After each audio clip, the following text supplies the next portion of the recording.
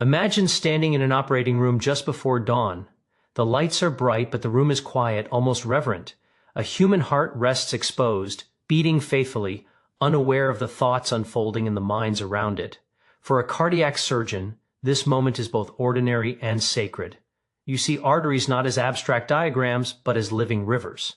You see cholesterol not as a lab number, but as a physical presence, sometimes soft and yellow, sometimes hard like porcelain, shaping the fate of the person on the table. And after years of witnessing this intimate truth, a realization settles in slowly, humbly, and with great responsibility. Cholesterol does not appear overnight, and it does not disappear overnight either. But the body, when guided correctly, has a remarkable capacity to clean, repair, and restore itself. Often within months, not decades. When people hear the word cholesterol, they often imagine something foreign, something toxic that has invaded them. Yet cholesterol is not an enemy by design. It is a molecule your body makes with great intention.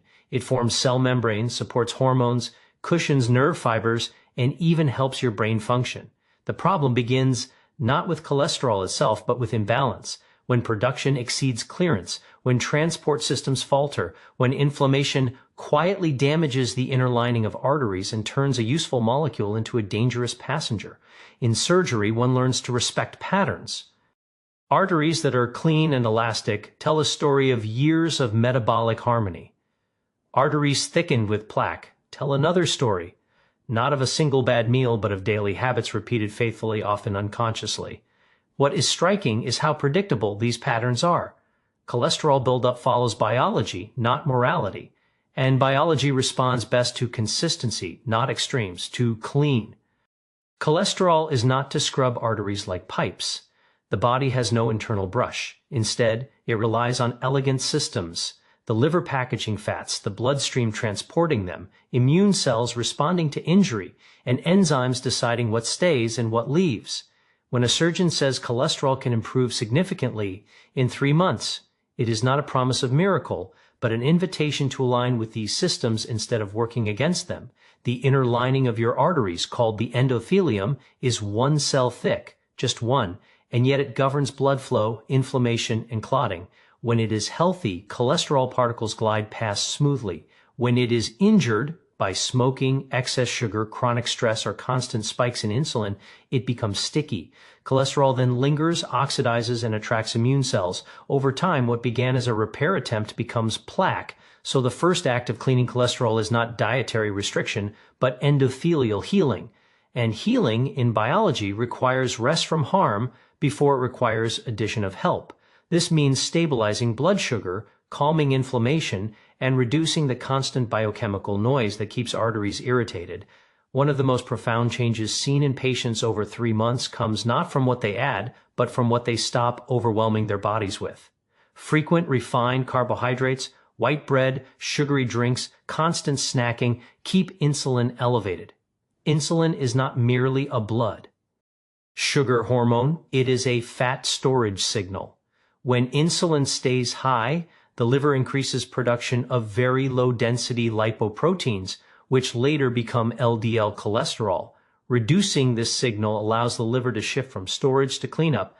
The liver is the true cholesterol manager of the body. Every day it decides how much cholesterol to make, how much to recycle, and how much to excrete through bile. When supported properly, it becomes extraordinarily efficient. Within weeks, LDL levels can begin to fall, not because cholesterol vanished, but because traffic patterns changed. Fiber plays a quiet but powerful role here.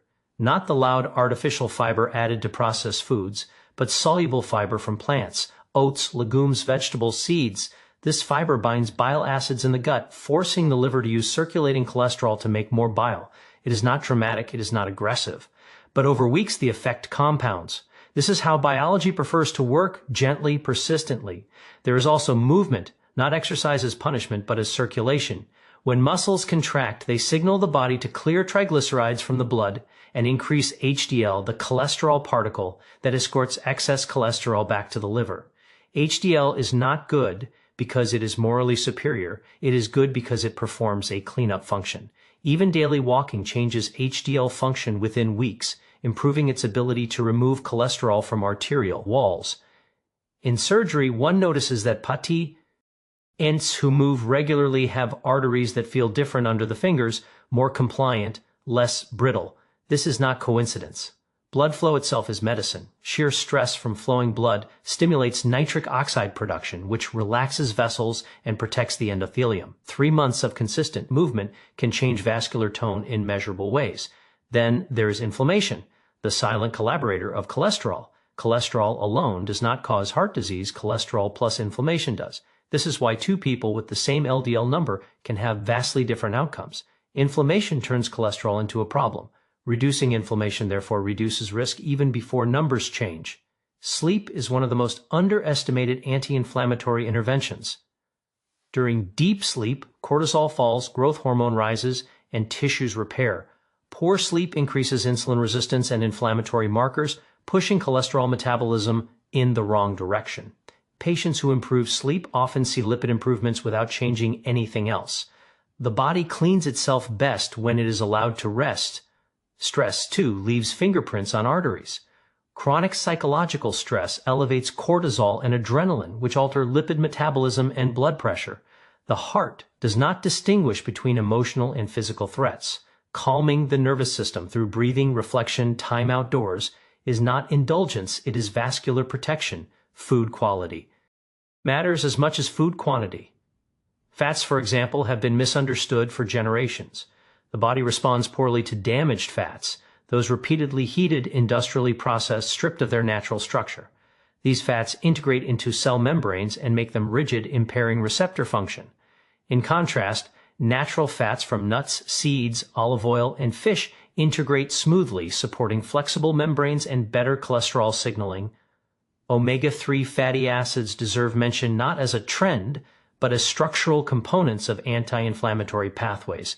They do not lower cholesterol dramatically on paper, but they change how cholesterol behaves. Plaques become more stable, less prone to rupture. In surgery, stable plaques are less frightening than narrow arteries with fragile walls. Stability, not just size, determines danger. Protein intake also influences cholesterol metabolism indirectly. Adequate protein preserves muscle mass, which improves insulin sensitivity. Better insulin sensitivity reduces hepatic cholesterol production. This is why muscle loss with aging often parallels worsening cholesterol profiles. The body is an integrated system. Nothing happens in isolation. Over 3 months, small, consistent shifts accumulate. The liver recalibrates. HDL becomes more efficient.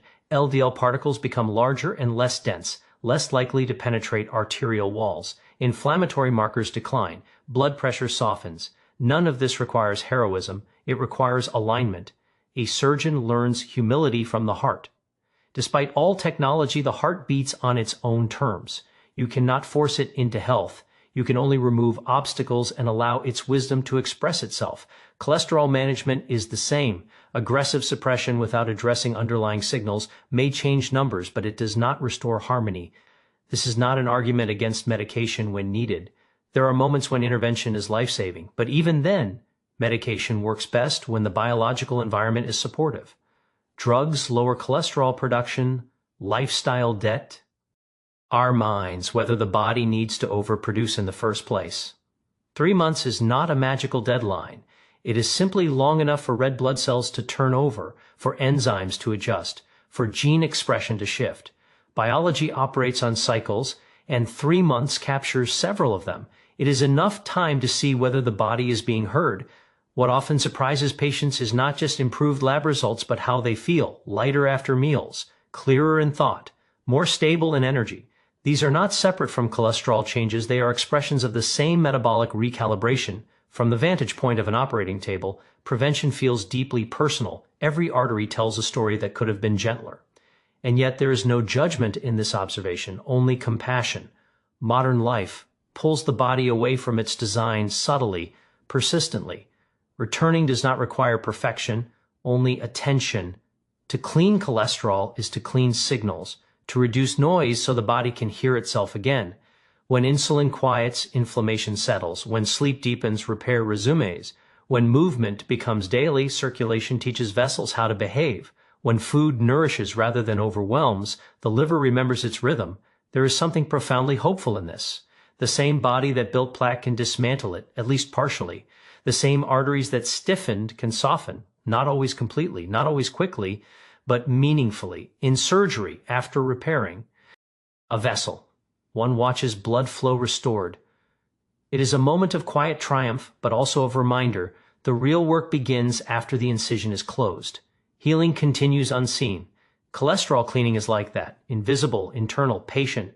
3 months of alignment can redirect a trajectory that once seemed inevitable, not by fighting the body, but by cooperating with it. Science does not strip health of mystery, it reveals how deeply intelligent the human organism already is. And so the warning from a surgeon is not one of fear, but of respect. Respect for a system that responds to care. Respect for time as a biological ally. Respect for small choices repeated until they become cellular instructions. When cholesterol begins to clear, it is not because something was defeated, it is because balance was restored. And balance, once remembered, has a way of sustaining itself, quietly, faithfully, beat by beat.